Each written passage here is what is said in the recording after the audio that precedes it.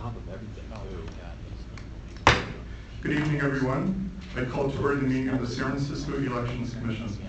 Today is Wednesday, February 15th, 2017, and the time is now 6:03 p.m. I am President Giordano. We'll start off with the roll. Commissioner Rowe has an excused absence today. Commissioner Donaldson? Here. Commissioner Harris? Here. I'm here. Commissioner Savant? Here. Commissioner Yu? Here. And Commissioner Chung? Here. We also have with us today Director John Arntz and Deputy City Attorney Joshua White. Let's move on to the next item, general public comment. Public comment on any issue within the Elections Commission's general jurisdiction unless otherwise included in an item on this agenda. And members of the public, feel free if you'd like your name identified in the minutes to sign in at the clipboard at the table, but it's not necessary. Hello, Brent Turner with California Association of Voting Officials. I'll wait as I see open source has been agendized for the open source comments to follow. But I just wanted to mention I was in Sacramento today at the Secretary of State's office watching the certification hearing regarding the latest ES&S system. And if the commissioners have time, I would suggest that they take a look at that proceeding. It was quite interesting. The independent authority that took a look at the particular system that's the cutting edge for ES&S noted, I think there were 400 problems with that particular system. Everything from the software code to the disabilities components to the well, you'll see when you go, but it was great volume of issues attached to the particular system. Interestingly, then ES&S got up and spoke and made reference to feeling pretty good about the system. So there was a definite disconnect between the vendor's position and what we heard from the security community. So if you get a chance, amongst your late night television with the current goings on in the White House, take a look at that, and I think you'll find it interesting. Thank you. Thank you, Mr. Turner. Any more members of the public? Hi, I'm Denise Dory, and I'm from the Harvey Milk Club and Access Club, and I'd like to see proprietary software outlawed altogether from, and because it's the trust system, and really trust is at an all-time low right now. And we need accountability, and to have that we need open source, publicly owned software that's accountable, and we can know instead of having to trust the vote count. You don't have to, but you can tell people. You can wait to provide your comments about open source. Yeah, just so people know, you'll have an opportunity to comment on open source voting during agenda item number 7. So, seeing no further members of the public, let's move on to item number 3, approval of minutes of previous meeting. Discussion and possible action to approve minutes for the January 18th, 2017 Elections Commission meeting.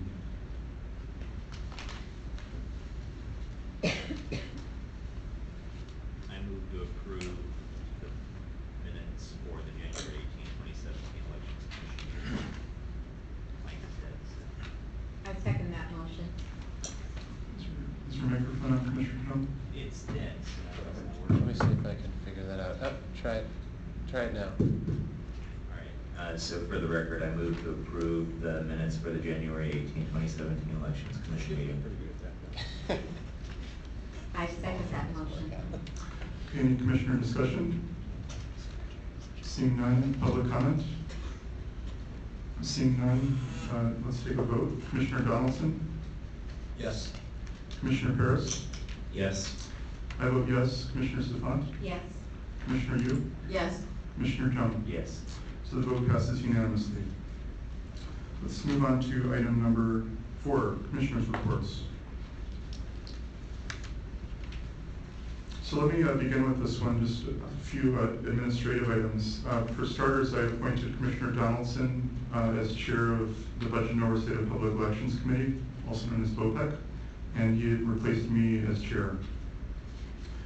And then secondly, at the last meeting, one of the things we talked about was redesignated individuals of the commission to speak on behalf of the commission, with people like government officials and the media. And we voted to do that back, I think it was in November 2015. So I'm redesignating myself and Commissioner Donaldson. We were also the two people that Commissioner Rowe had designated when she was president last year. And we can say more about this during the open source voting agenda item, but Commissioner Donaldson and I met with Director Arntz shortly after the last meeting. I know there were a lot of questions that he had around the discussion that we had at the last meeting prior to his meeting with the mayor on February 3rd, and we can talk a little bit more about that. And when, on the day that Director Arntz met with the mayor's office, the mayor's budget office also reached out to myself and Commissioner Donaldson to request a meeting, and we actually met with them last, I think it was last Tuesday. And again, we can talk more about that meeting during the open source voting agenda item. So and there are two other things.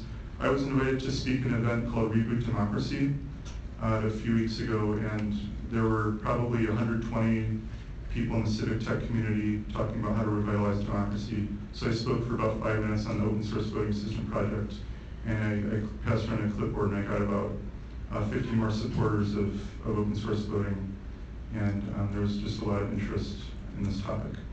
And I was also invited to speak at an event organized by Fair Vote California in the East Bay to talk about open source voting. So that's all I have. San Mateo County will be holding a special election for a school board on Tuesday, March 7th, so I have volunteered to be an inspector on that day. Anyone else? Okay, let's open it up to public comment. Okay, seeing none, let's move on to the next item, item number 5, Director's Report. All right, good evening. So sorry the report was a little bit late this time. I actually had to get some information vetted from the mayor's office regarding the voting system project. So I think that the BOPEC idea was that the department would hire a consultant to do the scope out or assess and plan for the voting system, but that's changed since BOPEC. Now the department will be bringing someone in, hire someone to the department to do the assessment, and then from there, once we bring the person in, then we could issue RFPs, RFIs, and things like that. Instead of having a consultant do such work, we'd actually have someone within the city doing that sort of work. Also, I contacted Travis County in Texas and also Los Angeles County in relation to their development of voting systems. And I didn't realize that Travis County issued an RFP on October 6th, just before the November election. So once I found that out, I was able to obtain the RFP and also a statement of intent from Travis County, which describes that jurisdiction's process for developing a voting system. The statement of intent describes creating an entity or a consortium where different jurisdictions, organizations, individuals can join the entity and also contribute funds. If they don't have funds, they can contribute perhaps knowledge or sweat equity. And LA, was unable to get any documentation from LA on their process. They indicated they had no RFPs or RFIs that were available that I could obtain, but that LA would be issuing an RFI in the near term, and once that was issued, I could get a copy of that. The RFPs, it's rather long, but Section 3 describes the voting system in Travis, the voting process and the voting system in Travis County, which is much different than the process in San Francisco. So anyone who would be joining that consortium would essentially be joining the voting process that's used in Travis County. And then also there would be the issue of the laws that would, the laws are different in California, in some instances in Texas, so that the consortium has to account for the different legal structures as well. Also in the director's report, there's some information regarding the Prop N, the charter amendment that passed this past November, allowing certain non-citizens to vote in school board elections. There's information about non-recurring costs in the report. It was asked at BOPEC. Also, I mentioned in the bottom of page 1 of my report, there's information on the COIT funding process. There's a question I got in COIT. So I actually got that information on Monday. And then also I added some information about the special elections. We held the retirement board election, and we actually developed our own application to scan those ballots. And one thing we've done now for the second time, we actually, after redacting any identifying marks, we actually post those ballots online so the public can view the ballots themselves, and that's one form of transparency that we certainly like about this system. That's something that I like going forward, as we contemplate voting systems in the future. Then also with another big item for the department is the warehouse move. So looks like we might be able to stay another month or so in Pier 48. It's not finalized yet, but potentially the circumstance. I did sign the memorandum of understanding on Monday for us to have an agreement with the port to occupy the space at Pier 31. So then on March 2nd, I think it is, I'll be going before the Budget and Finance Committee to have a release of reserve funds. The amount was initially $2.5 million. The mayor's office cut that back to 2.1. And the difference is there's no funding now for contingencies. Essentially, the draft plan that we've obtained from working with the Department of Public Works is what is funded. There's no wiggle room at this point in that funding for that move to Pier 31. So yeah, I guess I could take questions, probably easiest.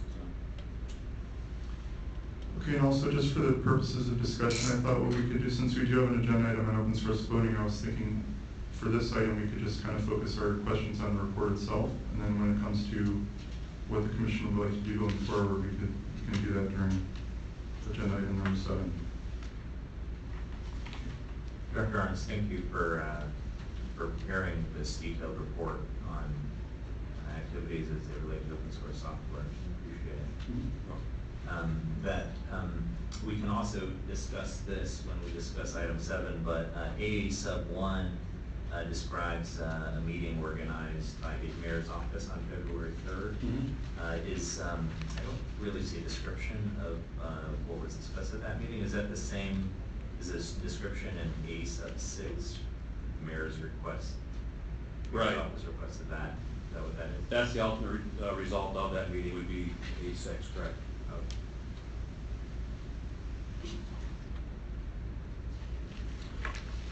Okay, I've got a couple of questions and comments. Well, first I want to say I'm very encouraged to see some of the progress since the last meeting. I think that, number one, I really like the fact that you're starting to reach out to other jurisdictions and to research what they're doing. I think that's great. And I'm also very happy to hear that the department's going to have a staff position to help out with this project. So that sounds like very good progress. I do have a couple of comments.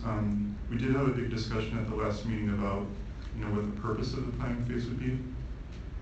And one of the things I did since the last meeting is I pulled up the mayor's budget proposal from last year, and I kind of looked at the language around the open source voting project in the planning phase. And in it's a very brief description, but two of the things it says that the money should be used, the $300,000 should be used towards planning and development, and also it says that it should support the initial project planning and scoping. But in the report, for example, the word you use is assessment, which seems more like kind of along the lines of a cost-benefit analysis. So I was wondering, was it the mayor's office that told you to kind of scale back the scope of the planning phase to do more of an assessment rather than scoping? I actually thought assessment was the language from the last meeting. I wasn't told by anyone to use assessment. I actually thought that was a phrase that was used in the last meeting that we had. So that's okay. So, is the meaning of is the meaning behind it to include things like scoping and planning though, as far as the phrase?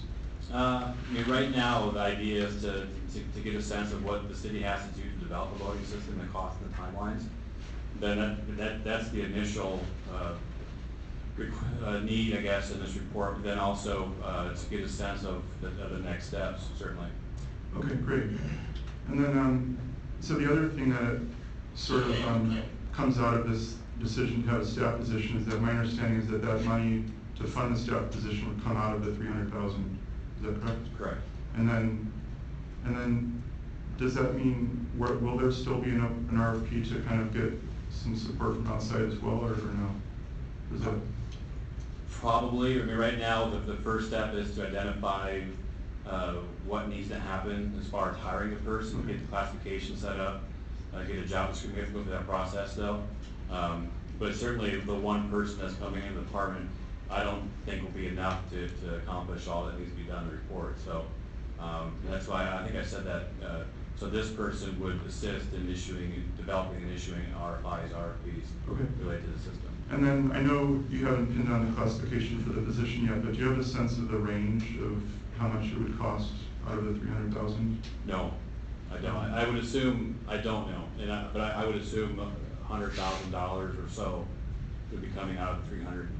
Okay, but it's not something like, I mean, there'll be at least like 150,000 left over, you think? I think so. Okay. Yeah. Okay, good. And then the last thing I wanted to comment on, it might just be a minor thing, but I know you've used the phrase the voting system based on open source software, but one of my concerns with using that phrase is that for something to be based on open source, it might not have any open source in it, because you could develop proprietary software that's based on open source. So, I know personally I would prefer seeing something like, saying that whose software is open source rather than based on. But and it's more for people that are maybe coming to this new and they don't know that what the intent is behind the project. Yeah, I just didn't catch that one. Yeah, I get it. Okay, so thank you very much. Appreciate it. Anyone else? Yeah, just to follow up a little bit on Commissioner Giordano's questions. From the assessment, basically A8 and A9. A9 is I think closer to what we thought about, and it does talk about deliverables, which are RFIs or RFPs. So the idea that would be a basis for moving forward to another phase. So that's good. But I think to Commissioner Giordano's point, the assessment and the delivery of these things. I think some other language from assessment would be, something about delivering designs that are ready for the next phase. I think it'd be more appropriate language just to decide that. Beyond that, just appreciate from the discussion we had at the VOPEC meeting the Prop N update, particularly P5, and going into some details about what you think the non-recurring effort or impact in systems and things is. So I just wanted to point that out. Thank you for putting that in there, and because we can discuss it further during that budget piece. Okay, there are further questions or comments before we move to public comment? Okay, seeing none, public comment on this item?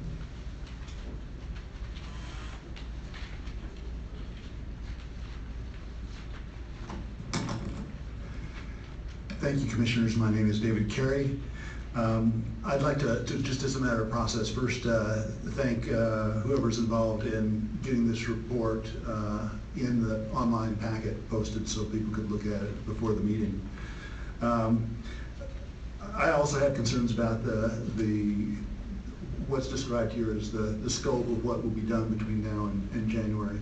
Hopefully we can treat this as with an expectation that this is a project that's going to go forward, and that as much as done to keep moving it forward can be done in the meantime within the budget of the $300,000. I'd also like to just recognize that the Department of Elections has a lot of other things going on, as mentioned in this report, and it's going to be a challenge to keep all those things going in a timely manner. So we appreciate all of your support in helping make that happen. Thank you.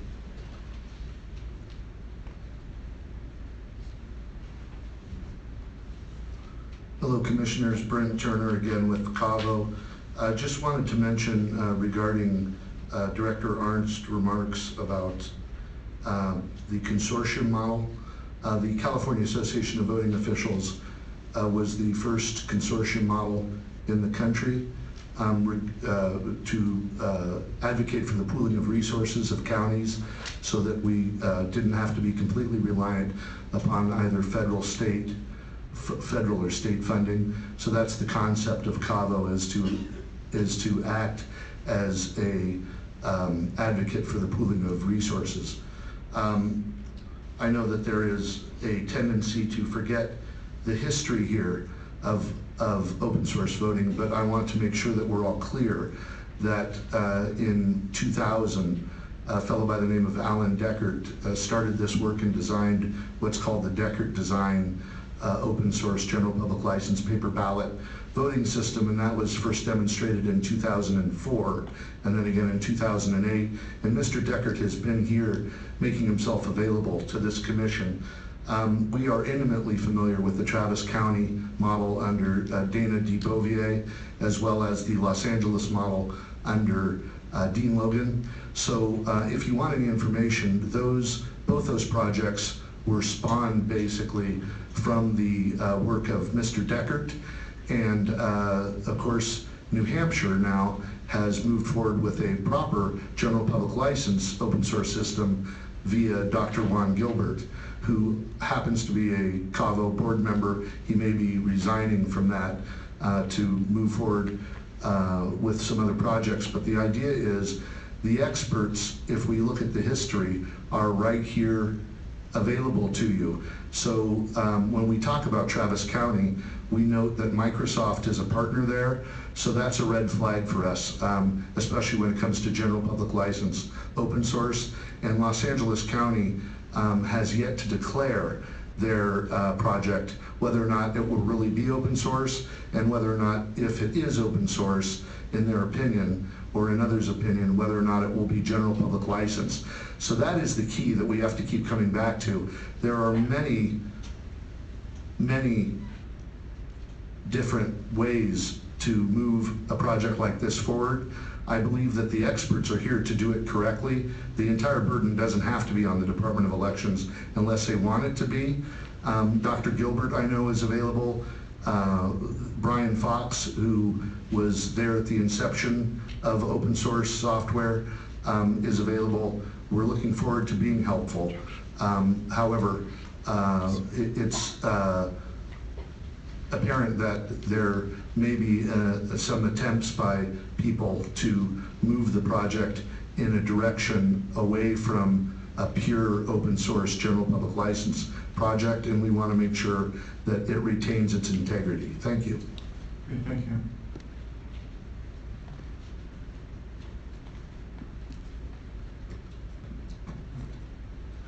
Mr. President, members of the Commission, Director, City Attorney, I'm Alec Banch.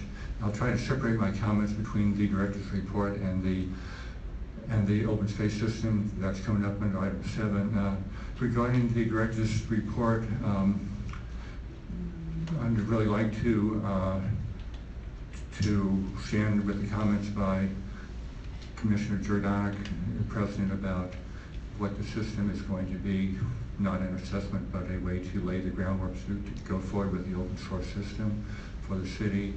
I fully understand that this is not something within the regular purview of the Department of Elections to create its own system, and I would be reassured if I knew that there were other meetings going on besides the once-a-month meeting with other city agencies. And I would like to commend the two commissioners who attended a city agency meeting to offer up their thoughts from more of the citizen point of view, because I know how it can be within departments. One gets caught up in the work that one must do and has always been doing, and creating an open source system is something that is far from being the standard operating procedure for the Department of Elections. So I'd like to commend the Director of Elections, Arndt's, for taking this on, and I hope that In fact, this can move along fairly quickly, much more quickly than it has been so far. I will note that we're about 1 year out from when we thought we were going to be going forward with this in the next budget year, and so far all I really know has happened is that there have been 3 meetings of heads of various departments and 1 meeting of the commissioners with some of the other key agencies within the city. On the point about the department will ask for funding from COIT in the coming 2 months, that's under item 9 on the director's report A. I can see how it could well be necessary to request more funding if it turns out that in creating a position within the department to do this work, that it's going to take up more than a moderate amount of funding required to produce the RFP to lay the groundwork for the system. I'd like to also note, though, that unless there's something in the budget this year, in fiscal year 17-18, for the actual development of the system, that we'll be losing an additional 6 to 8 months, because if we wait until next year's budget cycle to put something in to deal with the conclusion, the results of the RFP, then we won't really have anything ready to go in January, February of next year, and we'd have to wait until August of next year. So I would encourage the department to figure out a creative way with the mayor's office to put something in the budget for the coming fiscal year, or to ensure there's recognition that there be a supplemental request. Thank you. Thank you, Mr. Gosh.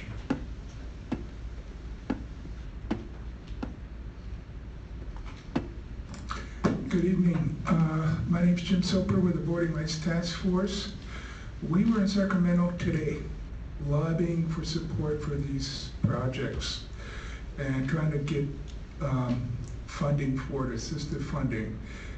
And we were in the office of Senator Weiner, Assemblymember Chu.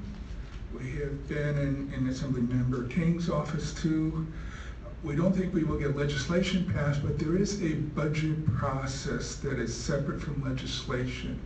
And I want to encourage individual members of the commission to go talk to these offices. They represent you, and members of the audience to do the same, and ask them to submit a budget proposal for 2 things. 1, matching funds for the LA and San Francisco systems that are being developed. 2, that the state cover all of the certification and testing fees, which is a barrier to anybody trying to get into the system. Well, we just talked to the president or representative of ES&S. They see the separate testing is a barrier too. I will argue that the University of Florida, San Francisco County, and so on would with difficulty pay for this. I finally got a hard number. Testing for a system for certification is $360,000 maximum. And it's something that I think the state should be able to come up with, because we go in and we make the argument the state or the counties are going to save far, far more money than that if we can just, one, take down these barriers to entry into California from the University of Florida, from Travis County, from any of the foundations and so on, to help them get in, and then 2, provide supportive money. I'm arguing in favor of matching funds. Maybe somebody has some other proposal, but we need to get Sacramento to help out, and this means there's more than the Voting Rights Task Force going up there and making that suggestion, and I'm urging people in San Francisco to go to your representatives here and push this. Thank you. Thank you, Mr. Soper.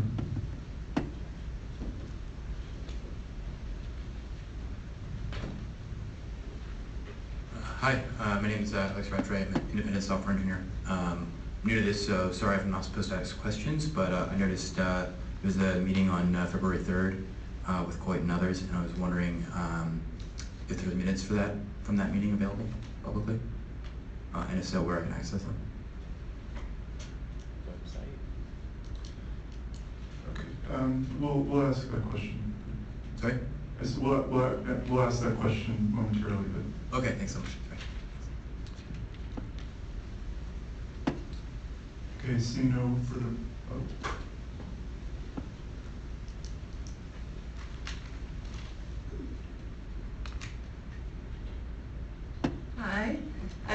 resident of San Francisco for 8 years now, and I just want to advocate for the paper ballots and open source software voting system. In recent elections, I've seen where there were big disconnects between exit polls and the actual vote results, and that's not acceptable to me and many others for obvious reasons. And my understanding is that Mayor Ed Lee, the Board of Supervisors, the Elections Commission, and other stakeholders have all instructed the Department of Elections to move forward with this. So I would ask that you please take control of this project by removing all obstacles and directing quick action on this. Thank you. Thank you. Okay, seeing no further members of the public, I did have a few follow-up questions, very quick ones, but just to answer the member of the public's question about the minutes, there are no minutes for the meeting, right? Okay. And something else I meant to ask before, are you planning on requesting any more money within the next 2 months or next year, or are you still deciding, or? The 2 months came to me on Monday. I haven't thought that far ahead. Okay. Yeah. Okay. And then lastly, do you have any initial thoughts on the Travis County project? I know you've been spending a lot of time, reading the documentation, but any initial reactions? About the system? Well, the potential of us working with them, or is there much overlap with the system and what we're planning to do and things like that? Well, the system's hard. I don't mean that hard for me to say, because I don't know what the system internal components will be. That's right. But the external portions of the system that are described in the RFP, and somewhat in SY, but mostly in the RFP, it's very different than what we do in San Francisco. And from the beginning to the end, also the Travis County system allows for the transmission of data in relation to the voting system, which cannot occur in California, much less in San Francisco. And also the Travis County system requires poll workers to transport the election information, the data, and I think the ballots, but the data for sure, to a collection center. Then from the collection center, the information goes to a central processing area. And once it gets to the central processing area, there's 2 people who have been designated as being qualified to have the keys, 1/2 of one key to open a certain precinct's data so it can be read. It's just so, now I'm not saying it's wrong or it's right, it's just so very different than what we do here. So if San Francisco were to join into the consortium and partake in the Travis County system, it'd be a substantial change in how we conduct elections in San Francisco. And again, I'm not saying it's good or bad, I'm just saying that's just how it reads, it's just different. The consortium, there's a lot of risk there if San Francisco were to put money into the consortium and the system were not developed. There's no rebate, there's no return of funds. And I think I put it in my report. So Travis County has put $4 million into the initial development of the system, which would benefit the consortium, but it's not necessarily the consortium's $4 million. And so the Travis County still wants to accrue $15 million total, and I think it's the $4 million Travis County they see for the development within 5 years for the consortium to be deemed as a relevant ongoing concern. So let's say let's say San Francisco put $4 million, but that it was topped off at that point, and the Travis County system was not developed in the way it's contemplated in the RFP, then the San Francisco's money would not be returned to us. It'd be lost funding. So there's risk there. But again, I've read through the statement of vote twice, or the statement of intent, statement of vote. I've read through the RFP most of it once. So I'm not an expert on the system. Those are my initial impressions. Okay, thank you. Any other comments before we move on to the next item? Okay, seeing none, let's move on to item number 6. And thank you again, Director Ernst. The review of department's proposed budget. Discussion and possible action regarding the Department of Elections proposed budget. And Commissioner Donaldson, I'm thinking you could introduce this item since you heard it at the VOCA meeting. Sure. we, at the BOPEC meeting, we did review the budget kind of end to end. We went through these large sheets in some detail. Overall, Director Arns did provide a very good summary of the changes and things impacting 2017-18 and 18-19 budget years. So I think that pretty well covered things. Most of it was, and I think that our discussion of BOPEC focused on potential risk items. More than anything, and explaining this, a lot of this, the fixed costs were sort of standard, and Director Arns can correct me if I'm incorrect, or further enhance it. So generally speaking, there are contractual cost increases for a lot of the fixed costs and cost changes. We'll come back to the item on the development of the voting system. Beyond that, there were other costs that were, I think, and in particular the costs associated with Prop N and the implementation of Prop N, and the discussion around that had to do with the costs and plan to make changes or extend the existing systems. Prop N is related to people being able to vote in the Board of Education election on citizens, and concerns about how we separate out those from other voters. And so, and Director Arns did address that in his executive summary about under bullet 8, I believe it was, the last bullet under his director's report as to what they thought those costs would be related to. Beyond that, there were costs related to other legislation, AB 1461 and AB 2252. AB 1461 primarily due to increase in voter rolls, and then also the electronic, dealing with the electronic signatures that they get from the DMV and resolving those.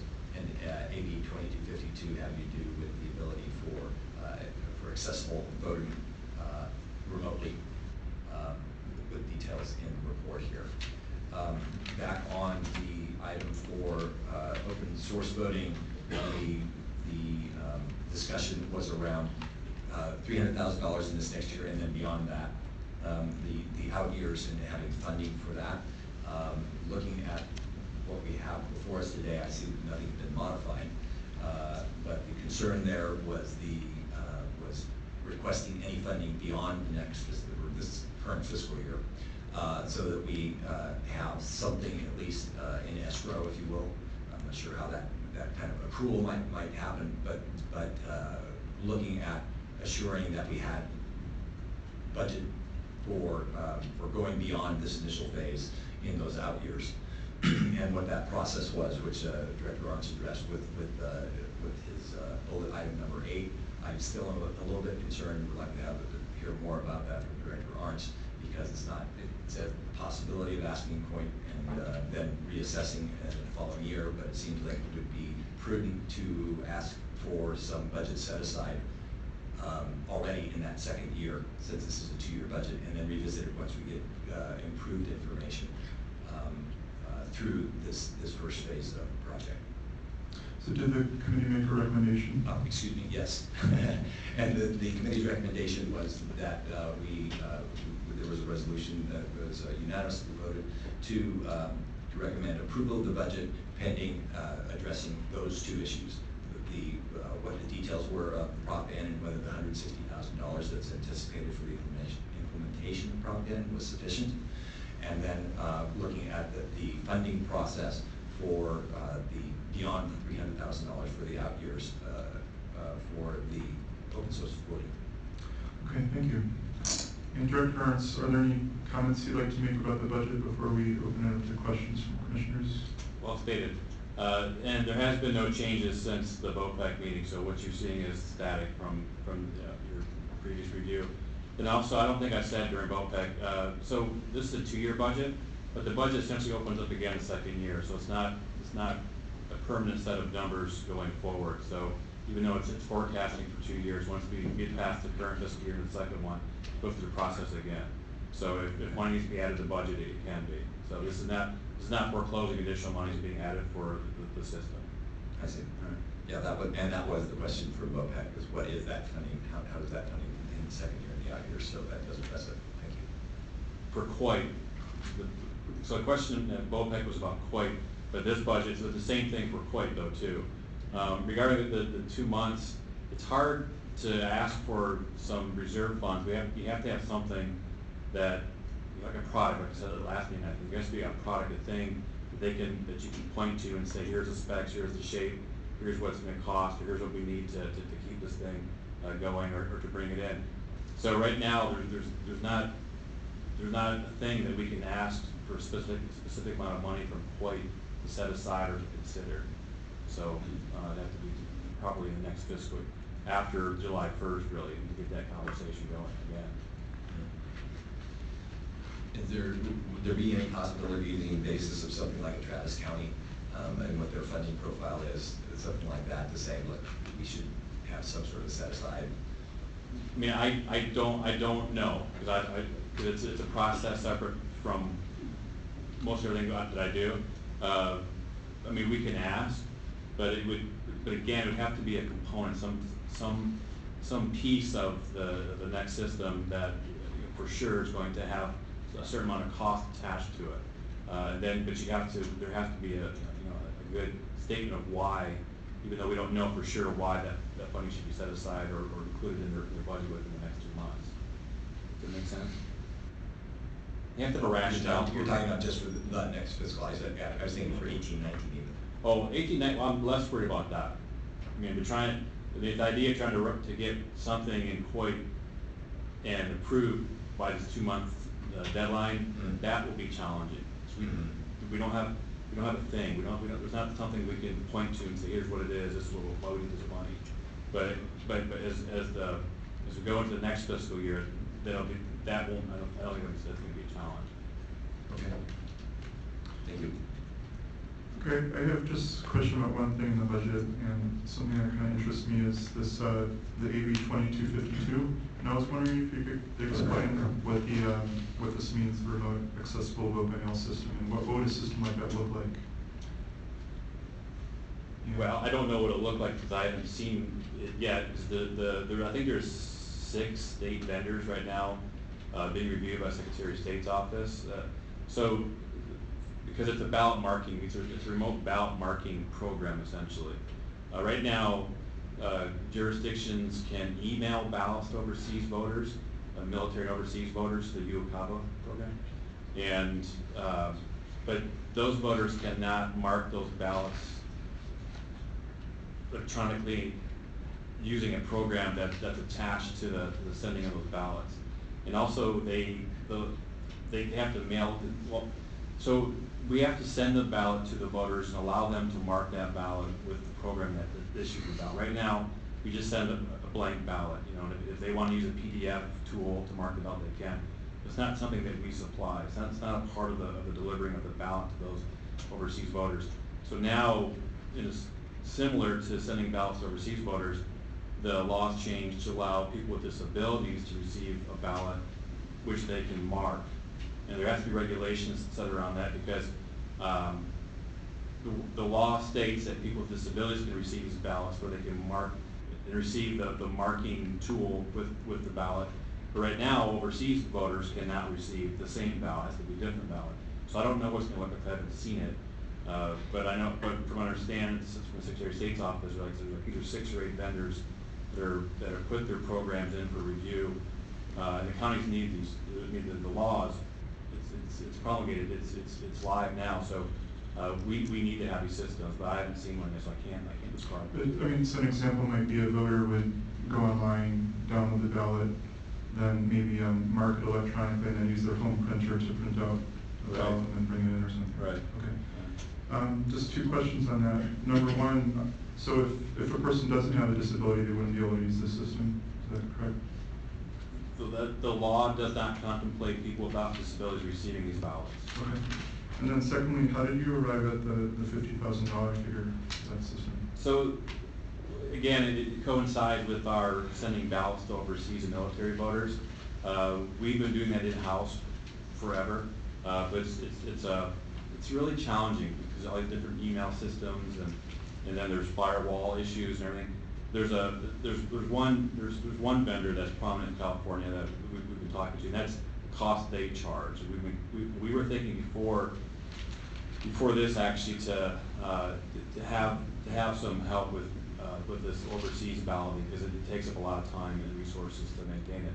So we just took the $50,000 from the cost that's applied now with sending out the UCAVA ballots. Okay, thank you. And thank you very much for all your preparation with the budget. I was actually attending the VOPEC meeting just to observe, and I think you did a great job.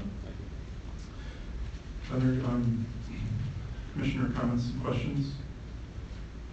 And just so the commission knows, what we'd like to do today is, we could pass a motion to approve the budget. So that's what we'll be contemplating today. Is there any public comment on this item?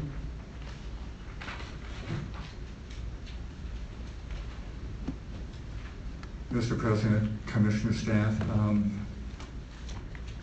as I indicated before, I'm quite concerned about the passage of time. It's been 1 year since there was first general agreement to proceed with an open source election system in San Francisco.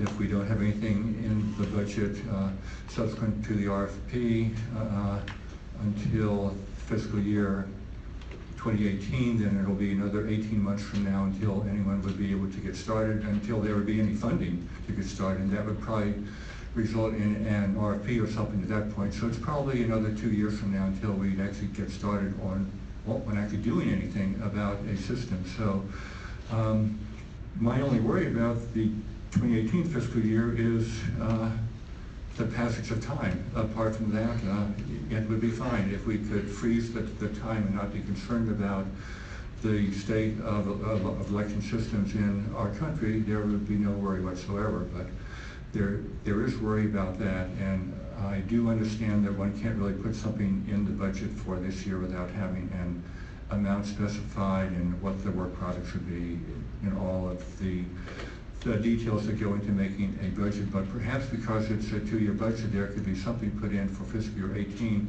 that would recognize that there may be a supplemental appropriation request in the fiscal year 17-18 budget, so that there could be some anticipation of that coming forth, so that once the results of the RFP are done, there would be a recognition in the mayor's office and through the budget process that one does want to proceed, and we would save at least 6 months in that if something like that were to happen. Thank you. Thank you, Mr. Bush.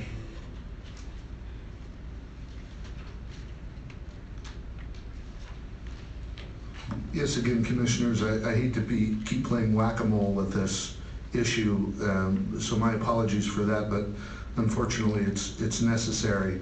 Again, Brent Turner with CAVO. So just to let you know, just to give you some comprehension of what's going on here, the LA system, they made a deal with IDO to basically sell back the Deckert design that is San Francisco's for free, and they botched that design and gave IDO $15 million. So there's $15 million gone. That's the starting of the LA system before they even got started.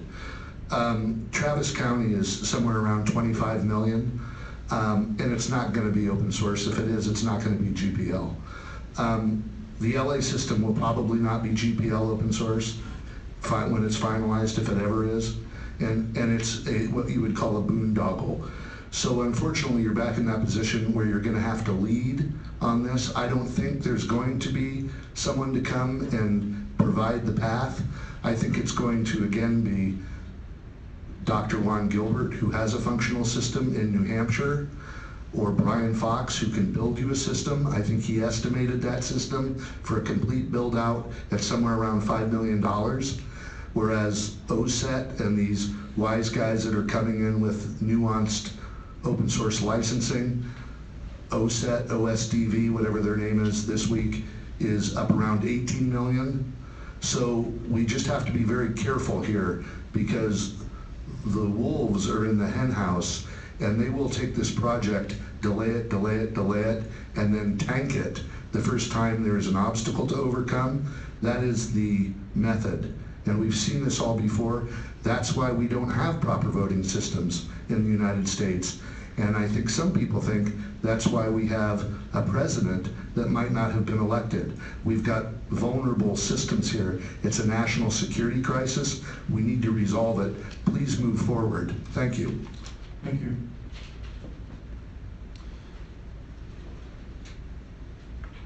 Okay, seeing no further public comment. Commission, do we have a motion?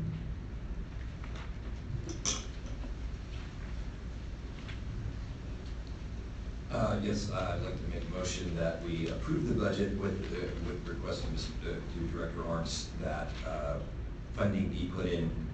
Given that May is a 2-year budget cycle, we still at least request to the Director of Budget to put in at least $4 million for the following fiscal year as a set aside for this project. I second. Okay, so we have a motion. Is there any commissioner discussion of the motion? So I would like to ask the director, what was your feedback on that motion? The idea to have a request an additional $4 million. It's for the second fiscal year, you said? Yes. It's not based on how Travis County's funding model looks like, yes, for fiscal 18-19. Okay, and then what would this be towards? This would be towards the next phase of the project. Okay. Yeah. Not knowing what that is, understand, but at least to make that request. Sure. And based on, to provide the Travis County documentation as supporting documentation for the request. That would be, yes, that would be the suggestion. Yeah, I've already provided it to the mayor's office as well, so. Yeah. And does that proposed record, does that proposed motion give you the specificity you need to write that in? I can't, yeah, we can request it, but I can't, I don't draw the funds for the budget. But we would make the request based on the Travis County information, and then I would indicate that the commission passed a resolution or approved the budget on the condition. So. Okay, any further comments before we take a vote? Okay, let's take a vote. Commissioner Donaldson? Yes. Commissioner Paris? Yes. And I vote yes. Commissioner Safant? Yes. Commissioner Yu? Yes. Commissioner Jones? Yes. So the vote passes unanimously. Okay, let's move on to item number 7, open source voting. So on this item, I thought, well, the BOPEC met and had this on their agenda, so Commissioner Donaldson, would you like to share what the committee discussed and if the committee made any recommendations? Yes, so on this item, we did discuss just what the plans were, mostly because we discussed it under the budget item and what the plans were there for actually funding and performing this work. It was essentially, we essentially asked if there's any further information. There was no additional details that we further discussed at that time. Okay, thank you. And I would also like to share, there were 3 documents that I had included in the agenda packet. The first was the excerpts from the mayor's proposed budget from last spring, and it has 3 pages in there, that the 3 pages that reference the open source voting project and what the mayor said about it. And then the second document is something that Commissioner Donaldson and I prepared for Director Arntz following the last commission meeting, based on the discussion that we had during the commission meeting, to give him some information that he could work with when he met with the mayor's office on the 3rd. And then thirdly, there was a very nice op-ed in the Examiner a few weeks back, in support of open source voting. And I also wanted to share with the commission what our meeting was like. And so Commissioner Donaldson and I met with Melissa Whitehouse, who's the mayor's budget director, and also Ken Butkowski, who is the interim director of the Department of Technology, and as well as the interim CIO. Is that correct? I don't know about the latter, the former, yes. Okay. So,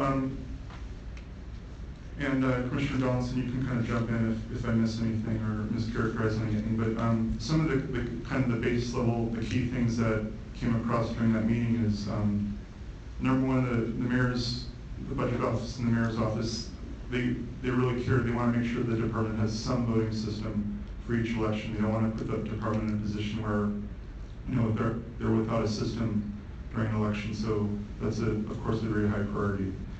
Second, they would like to have someone brought in who can be independent and give an accurate cost estimate, and that'll help the budget, you know, the budget director in allocating the correct amount of funds. And then thirdly, she emphasized that ultimately what they want is a yes or no answer as to whether the city should proceed.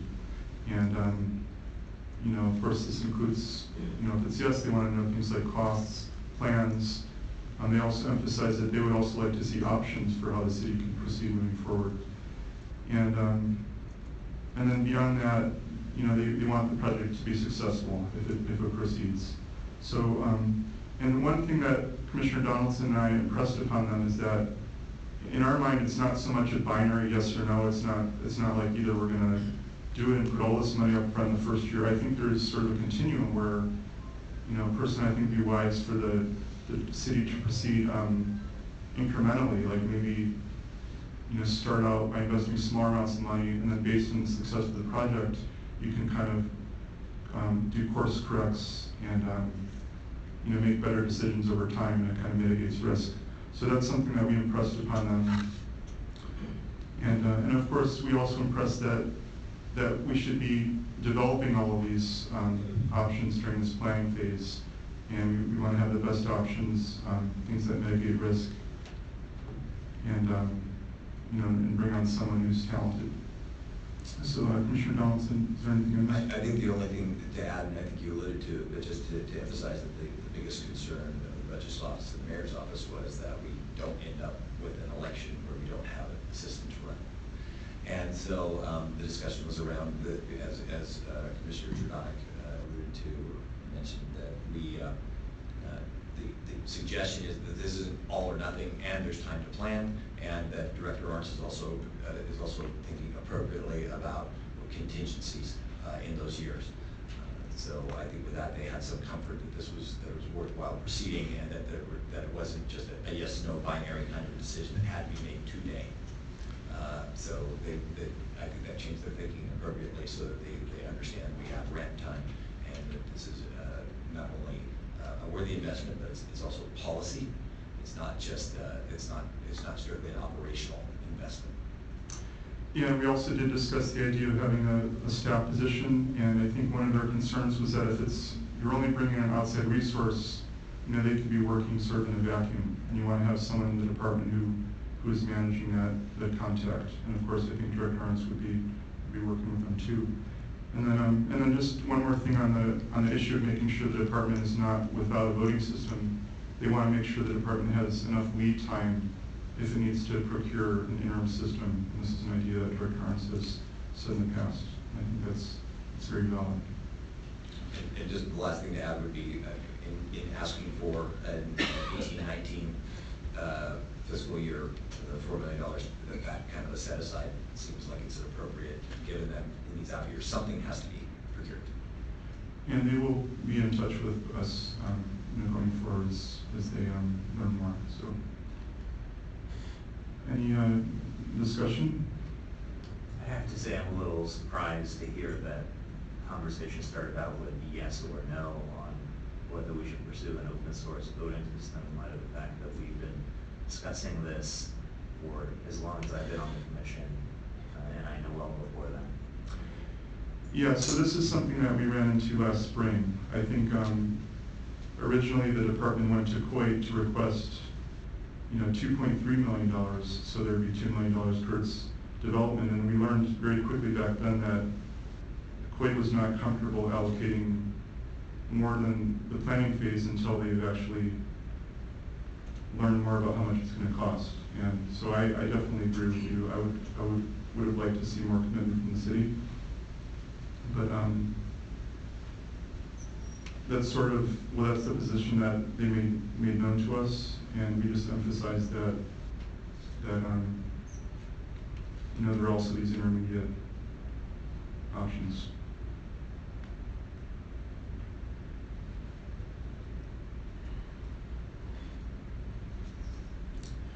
I know at the last meeting there was a lot of discussion about what it means to have a planning phase, and we talked about that a little bit with Director Arntz.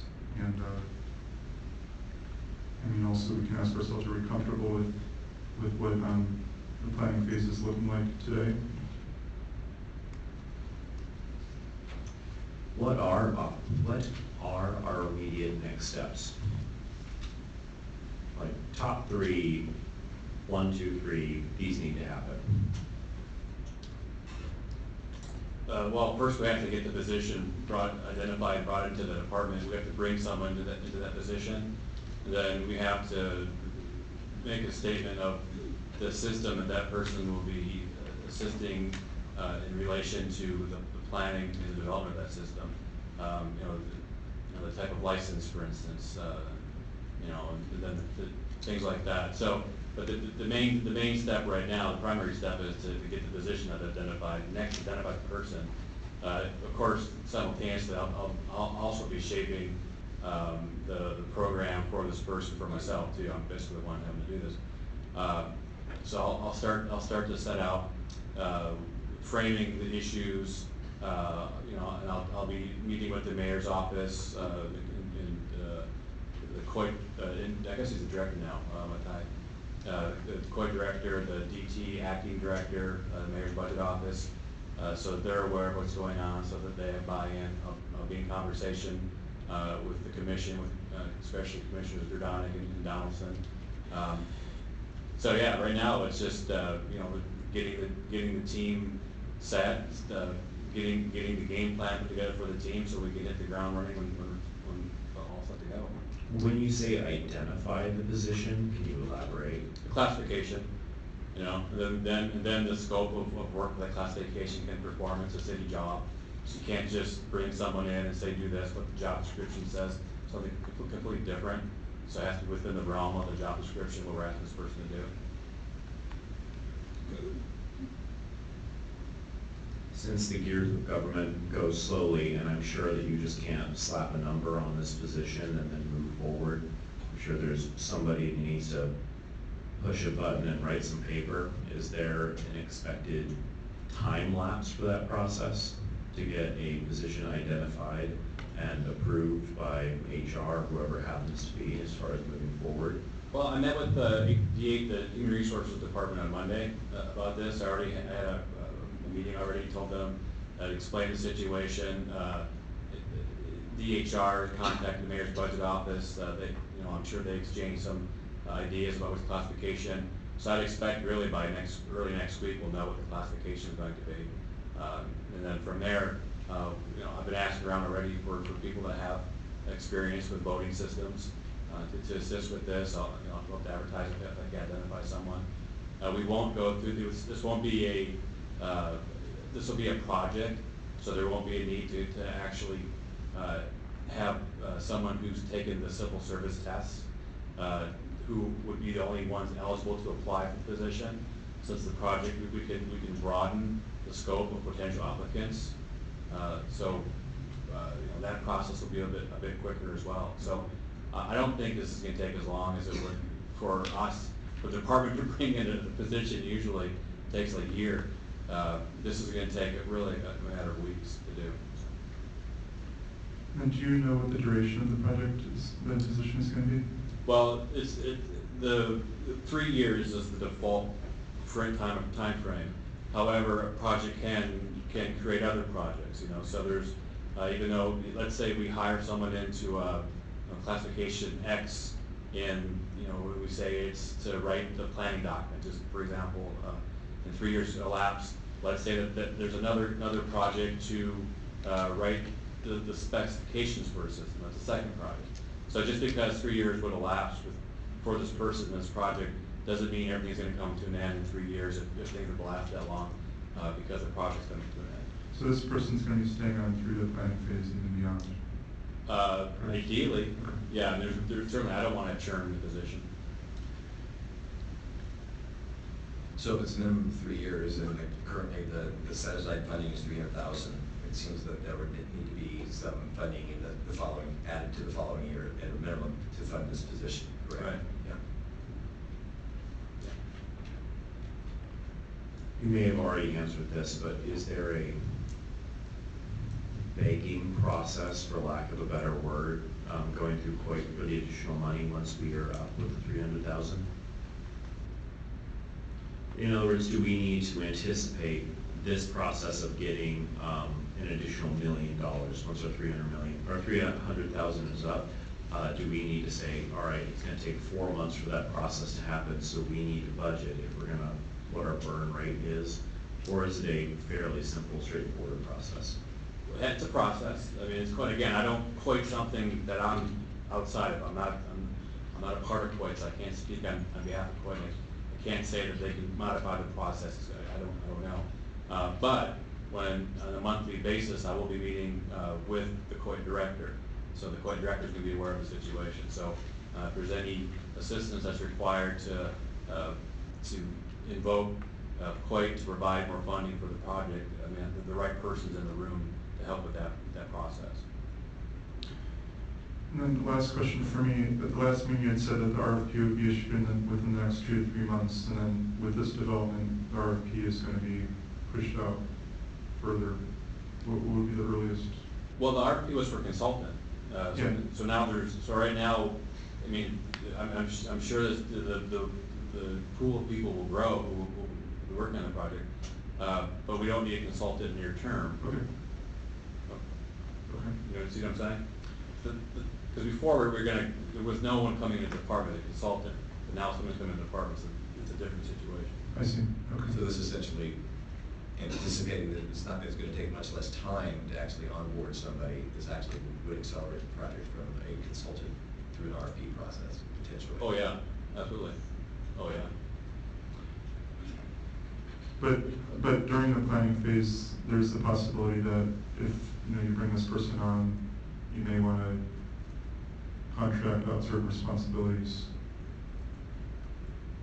using whatever's left over from the. Right. Okay. Is there further discussion before we open to public comment? Okay, let's open it up to public comment.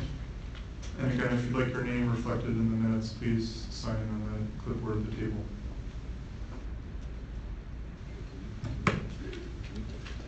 Hello, Alec Ash again. I think people have been keeping up with the news. There's been an absolute meltdown in D.C., a tweet storm over Russian and Trump campaign collusion, potential hacking of the elections, the Flynn resignation. What did he know? When did he know it? Regarding higher level positions within the administration, where there's smoke, there's fire, all that sort of thing. So what can San Francisco do about that? Here we're a pretty rational body, especially in comparison, although we do have our fun here sometimes. But open source system for elections is one thing that we can do that would really have impact nationwide. And so I'd just like to add that to the thoughts that I know are already in your mind. And I know you know this, but it doesn't hurt to re-emphasize this. The comments from the director about the position being ongoing, I think, are very important, and I think it's important to know whether or not this position would be in the current fiscal year budget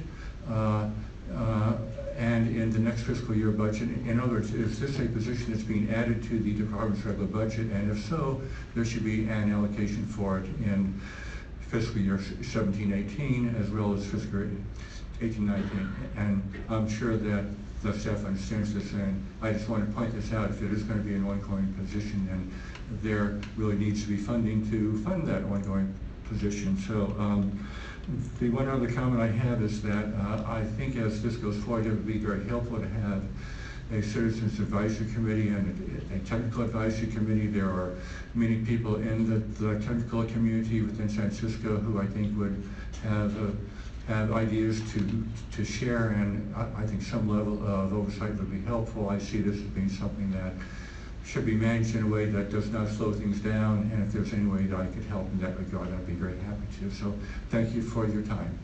Thank you.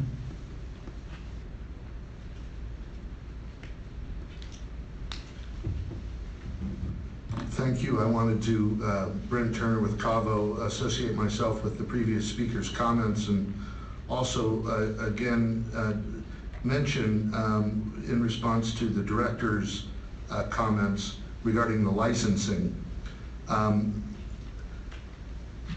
regarding bringing in experts to make sure that this project doesn't go off track and that the worst fears of the mayor's office aren't realized.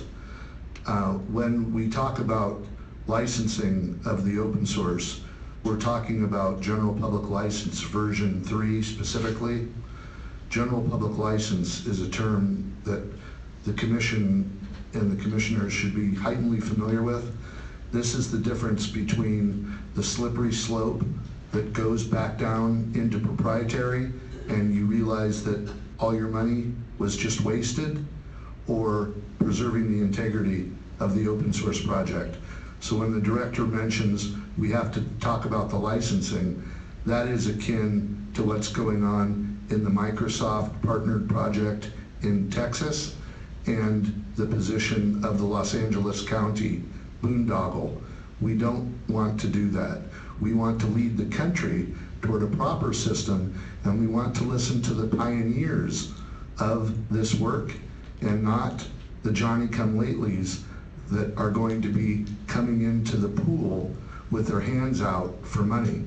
So this is very important not to allow this to go sideways here. Again, I don't think Richard Stallman, the initiator of open source, is going to be involved, but number 2 in the open source world is a fellow by the name of Brian Fox. He has already extended himself to be involved, and I think he would do some pro bono work, but he should get paid. This is not rocket science. He can build a system. He projected the cost to be around $5 million out of courtesy.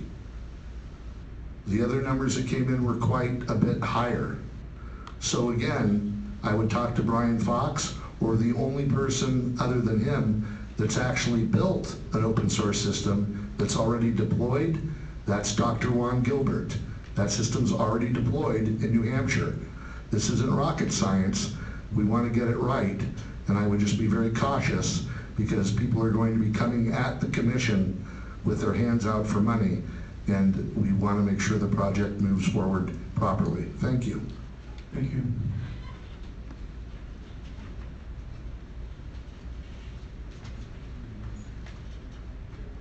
Good evening, Commissioners. I was just listening to your comments about receiving funding for the outside position to oversee the process, and then it sounds like a lot of it is based on funding from COIT, and so I'm wondering if there's any contingencies, or I'm wondering if, or just commenting to say that maybe that there should be contingencies in case that was not available in order to make sure that the election system goes well.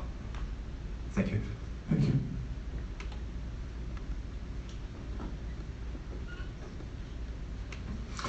Good evening, again, Jim Soper from the Voting Rights Task Force. I want to bring on a couple of comments. I was at the certification hearing for a revised ES&S system that happened today. If you look at the Red Team report, the Vulnerability Security Report, there were 269 misconfigurations on the server. There were 303 misconfigurations on the client hardware. There were multiple security patches missing. The precinct scanner did not have an encrypted file system. The newer precinct scanner, same thing. The election result tallies are not encrypted. This is what we're getting today. Mr. Arndt, put together a very good roadmap a year and a half ago about what you would like to see. It was excellent. we're not going to get it from the regular commercial community out there. And I will also just comment that the Travis thing, I'm disappointed to hear that it wouldn't fit in with our procedures so well. When I read through it, I skimmed through that report. Their security is very good. And this is something that is topmost in my mind, is we want the security in there. So I don't know how that's going to happen, but I read the security report here from what's coming in today, and it's really junk. They are going to allow it because they said, well, the report said, well, it's not any worse than what we have already. We have to do better than that. And it's going to take a long struggle from all of us, but we have to do better than that. And the only way forward that I see is for either San Francisco or some of these other organizations to come up with a much better system. And we have to keep pushing it. That's what I want to encourage everybody here to keep pushing to get us a better system in the direction of the roadmap that Mr. Orns had already mapped out. That's the only way we're going to get it, because the commercial companies aren't going to do it. Thank you. Thank you, Mr. Soper.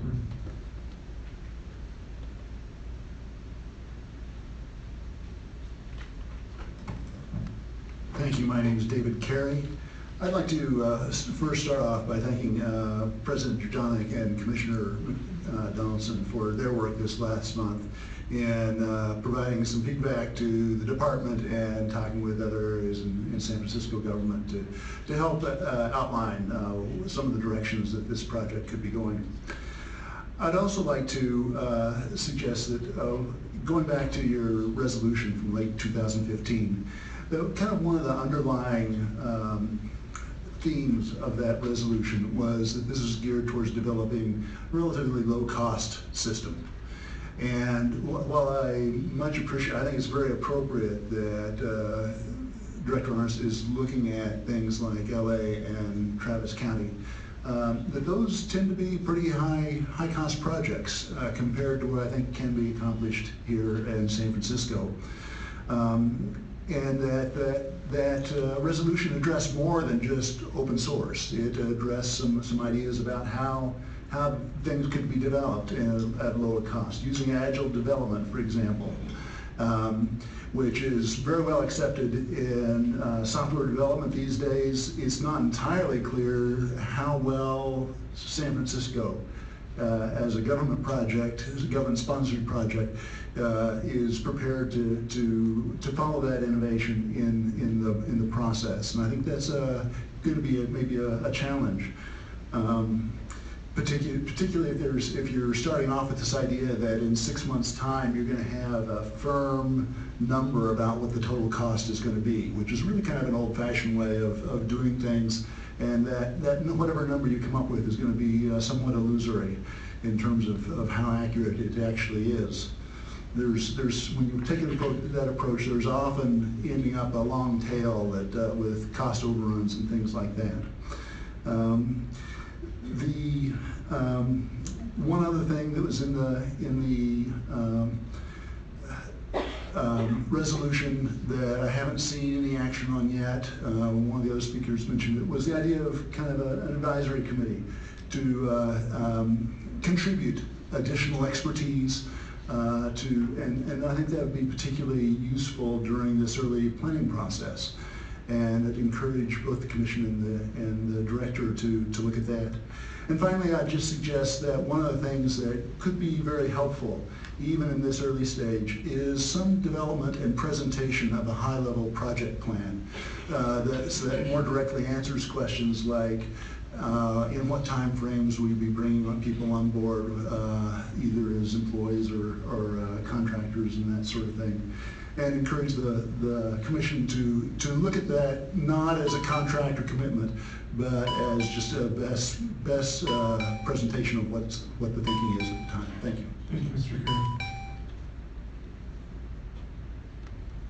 Yes, my name is Amy Lashemino, and I understand that the New Hampshire Prime 3 system is already finished, and I think we should look at that.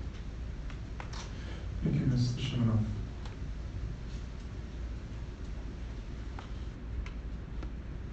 just had some questions about the vetting process for these potential applicants for the future projects that are coming down the pipeline, it looks like. So who's in charge of vetting and how is that determined? Thank you.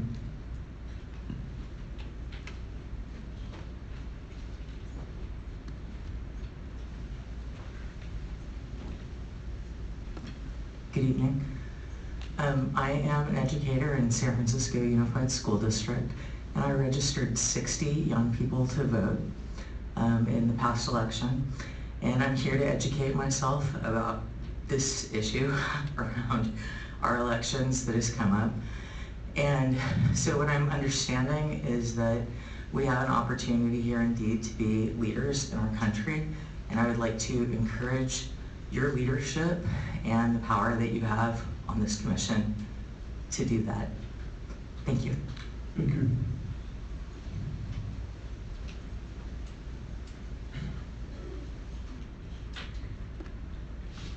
Hello again. My name is Alex Rattray. I'm an independent software engineer. I want to first say I think you guys generally do an awesome job. This is my first election living in San Francisco, and I was blown away. I thought everything went super smoothly. My experience as a voter was fantastic. Read through most pages of the voter pamphlet. Hadn't experienced a voter pamphlet like that before. I've lived in a couple different states, and I thought that was really impressive. I have a number of small ideas or small questions. I'm not sure if that's appropriate. I've not heard mention of open source voting systems in other countries, namely CHVote in Switzerland, which was recently open sourced to generally high reviews. It does have a system somewhat similar to Travis County, actually, which I guess may not be amenable. Similarly, Estonia has open sourced their election code as of several years ago. So if that was not a part of the awareness, the source code is in English and should be accessible. And I haven't heard that mentioned as a starting point. Similarly, I've not heard any mention of for the code. We've talked about whether or not it's based on open source or fully open source. And I would like to support that based on open source is essentially meaningless. It does need to be fully open source. And furthermore, discussion or potentially regulation around the hosting of that code may also be important so that it's widely accessible. There are many projects which are open source and may be GPL licensed but are very difficult to access. That's in contrast to CHVote and now the Estonia system, which are now both on GitHub. That is one popular repository, one popular website where open source code is most frequently shared. And if there was a requirement that the solution be hosted on GitHub for public viewing, forking, etc., without whether it's GPL or not, without restrictive licenses around that, I would strongly recommend that as a relatively practical approach there. Similarly, thank you. Similarly, there hasn't been discussion of whether the San Francisco team, whether it's a team or contractor, would support requests from other cities in the long term. I think that should be considered. Other governmental agencies may try to use the software and have support requests. That may be a cost, but it may also be a benefit. And lastly, is this supposed to be, the question, is this supposed to be a drop-in replacement for Dominion? Just a small question, if that can be answered. Thank you so much. Sorry for that. Thank you. I know this is unusual, but I actually had a follow-up question for a couple of the public commenters, Mr. Carey and I think it was Mr. Bash. Both of you suggested a Citizens Advisory Committee. That to me sounds like a great idea. I mean, we've heard many times here in the past few years how the Elections Department doesn't have experience developing a software system. I mean, the department, for the great things that it does very well and competently and efficiently, doesn't know what it doesn't know with respect to developing a software system. How could it? But I look at young lawyers in my firm and that they've never tried a case. They don't know what they don't know, and they're probably going to lose the first time around. So I mean, it makes great intuitive sense to me. Do either of you have any comments on what the citizens advisory committee would look like, and at what points you would become involved in how those persons would be selected?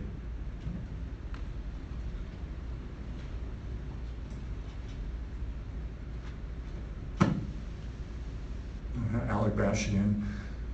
When I worked at the planning department for many years in the city and at the port, I worked with many citizens advisory committees. Typically, they could be appointed either by the commission or by the director of elections, and they might meet once a month and have minutes. I think that it might be very useful for the director of elections to appoint, because there's less red tape associated with it if the director appoints rather than if the commission appoints it. But I think the purpose would be simply to offer comments on how things are proceeding and to provide reactions to things so that everyone involved with the project itself has a sense of how the project is moving forward. Regarding the technical advisory committee, I don't have that same personal experience with them, but I believe it would, and perhaps Mr. Carey would have some comments on that, but I believe it would be a matter of having people who have experience with voting systems and with open source code and how the two have been combined, who would be able to offer their expertise. And might I say that one of the previous speakers, whose name I did not catch, wearing black, it would be a very good candidate for that based upon the comments that he's already offered up. He brought new light into the discussions that we've had. Thank you. Thank you.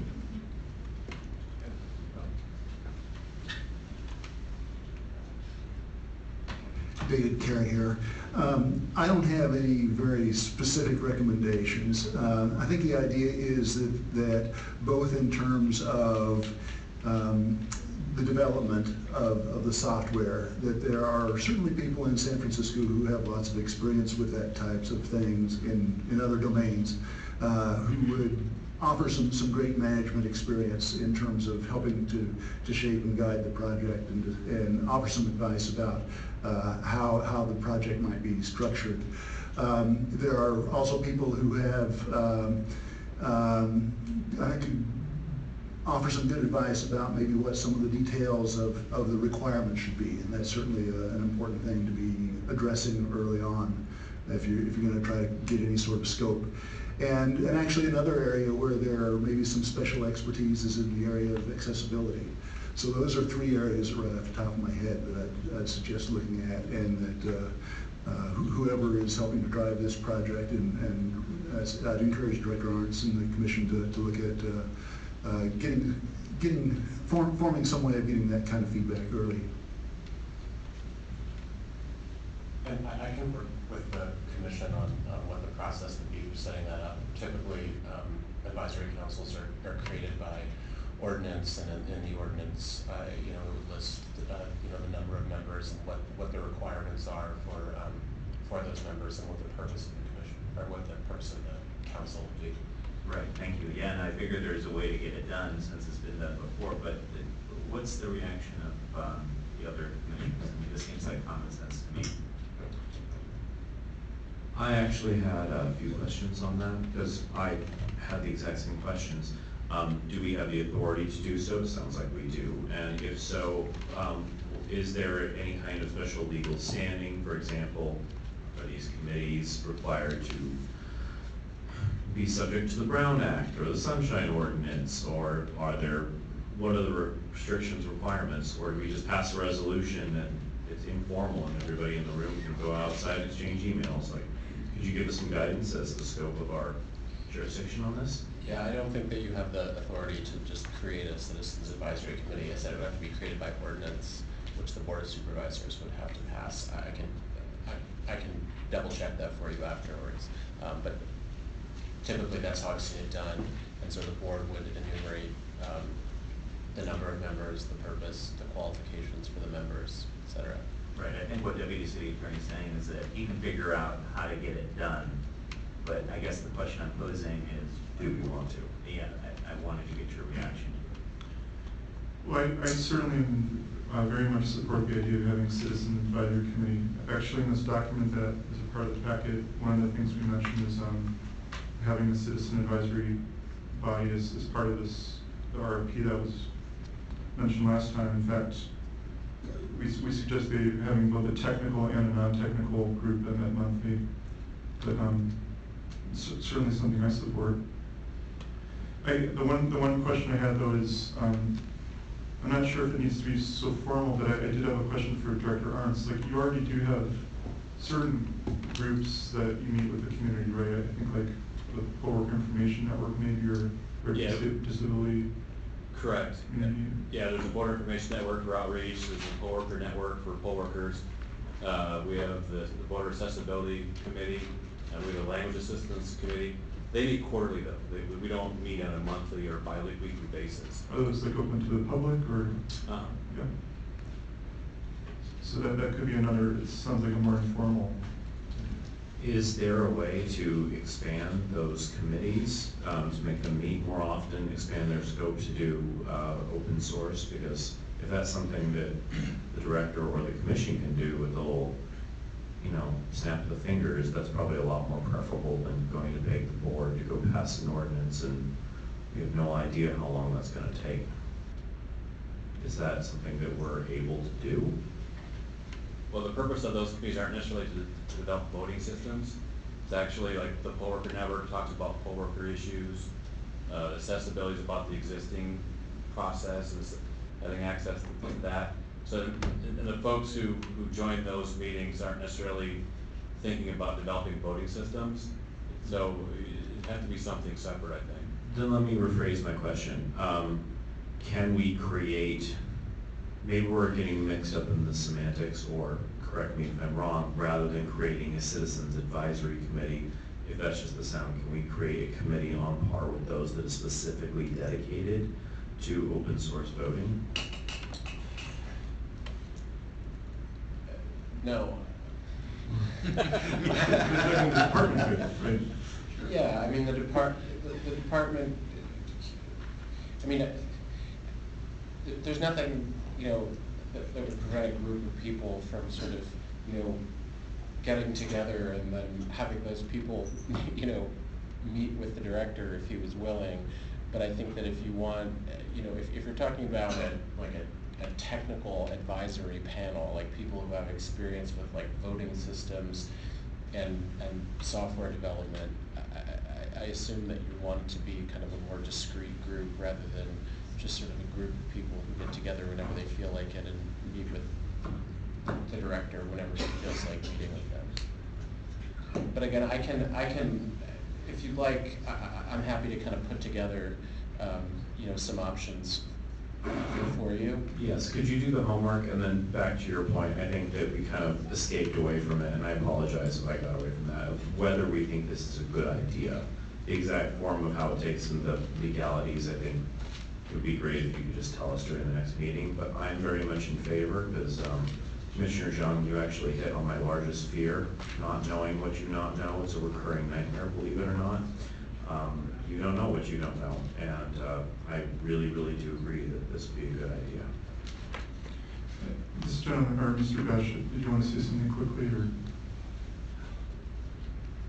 Thank you very much.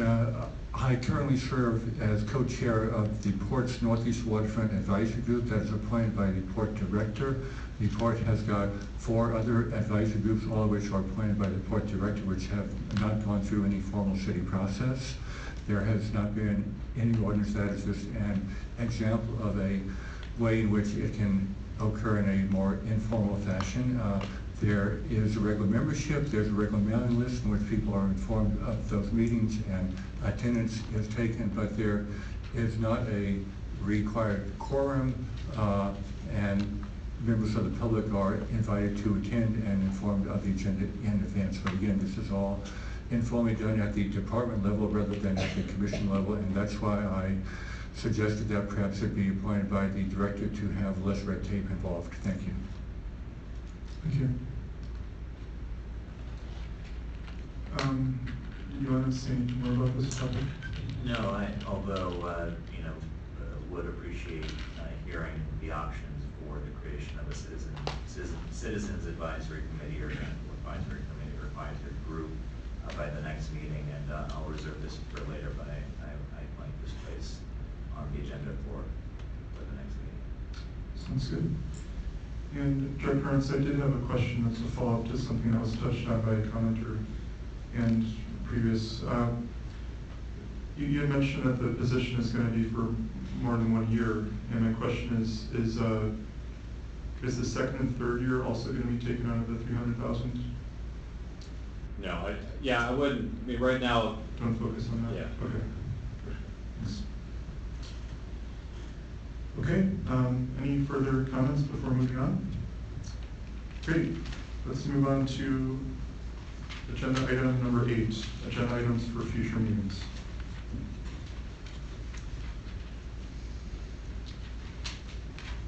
President Tremont, I think one of the items should be what Commissioner Jung mentioned, reviewing a form of the Citizens Advisory Committee, whether it's a formal and informal process, as well as I think add on some kind of presentation with a project overview, the scope, and then have that inform the different skills, knowledge, and abilities that will comprise of the Citizens Advisory Committee, so that it would be comprehensive to include maybe expertise already existing in the commission, in the department's various committees that include language, access, interface, accessibility, etc.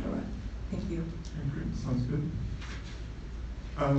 There were 2 items that I had in mind, and doesn't have to necessarily be for the next meeting, but one is I did want to have an item about the Proposition M, the non-citizen voting. I think there's some issues around that would be worth the commission discussing. And secondly, we may not need an item about this, but I just wanted to mention, and I should have mentioned this earlier, but over the summer we had brought in someone to speak about the slate mailer organization filings, and these are campaign filings that are currently sent to the Department of Elections, but there's a sense that these should be going to the Ethics Commission. And we could maybe have an item as a follow-up to that. And actually included in the agenda packet is the information that Director Arndt sent to the Executive Director of the Ethics Commission, basically the number of filings that are being sent to the department. And it's a spreadsheet, it's just 2 sides of a page. But maybe that's something we could talk about in the spring. Why?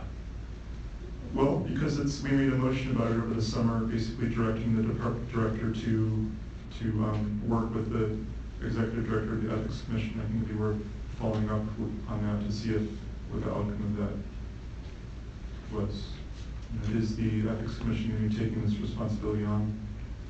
I guess my question was, is that something that we need further deliberation on, or is that something that you can discuss with the director offline? That's a good point. And we can even maybe talk about the director's report, and then we can decide.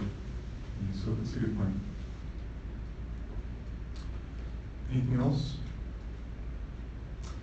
All right, public comment on this item?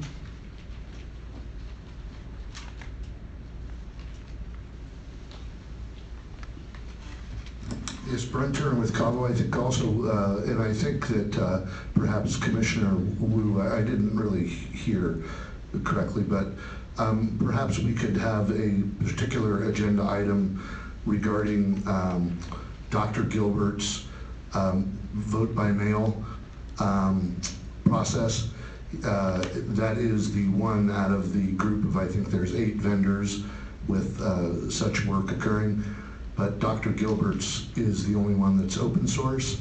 So when we're talking about the disability community, again, we want to refer back to Dr. Gilbert, as he's the only person that I know in the United States anyway that has put together this process. And he did, by the way, tender that to Mr. Arnst with a request to proceed toward the state. I don't know if that ever moved forward, but that's something to note, that there is that available. Thank you. Thank you, Mr. Turner.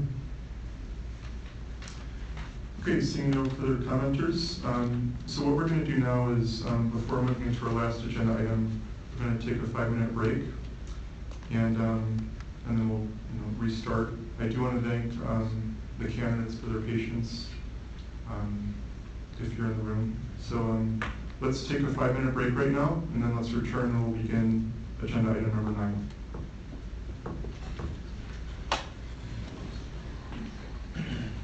Do you want to tell people it's going to be closed so that they don't have to wait around? It's up to you. So this next item is going to be largely in closed session, so just so people know, might not be much to watch.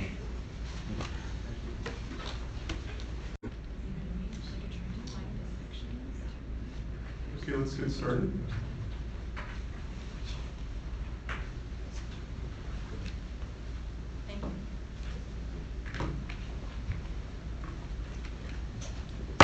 Okay, let's begin agenda item number 9, public employee appointment / hiring, elections commission secretary, class 1446, secretary 2.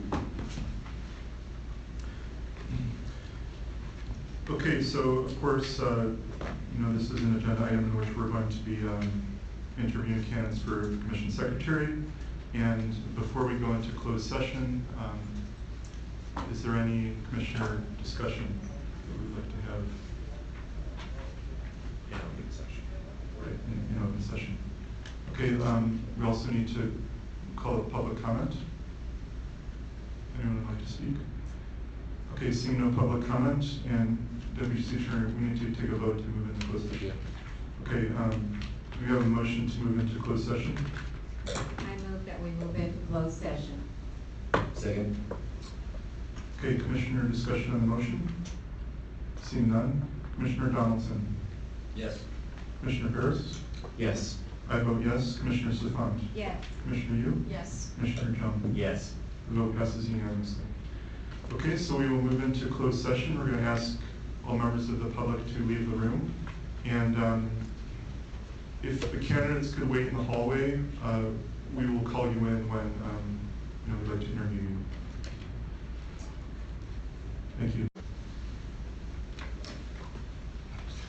Okay, we are back into open session, and during closed session, the commission voted to disclose that the commission did make a selection, and they've empowered me to basically, offer the position to this person, and that's what we voted to disclose.